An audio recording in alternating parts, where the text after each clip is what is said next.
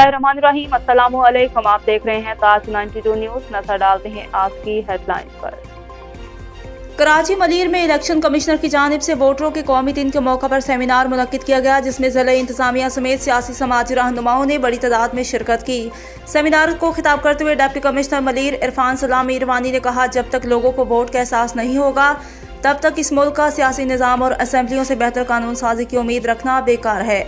मलीर ज़िला में हमारी कोशिश रही है कि इलेक्शन कमीशन के साथ अवाम में वोट देने की जागरूकता मुहिम चलाएं। इस सिलसिला में इलेक्शन कमीशन को यकीन दिलाया कि वोटर पोलिंग स्टेशन समेत तमाम बुनियादी ज़रूरी सहूलियात फराहम की जाएंगी। इलेक्शन कमिश्नर मलीर रोशन अली मस्तोई ने कहा कि मलीर के लोगों में वोट की अहमियत उजागर करने की मुहिम शुरू कर दी है। हमारा वोट ही हमारी बुनियादी हकूक़ को हासिल करने, सियासी समाजी सहूलियात की पॉलिसी जोड़ना है।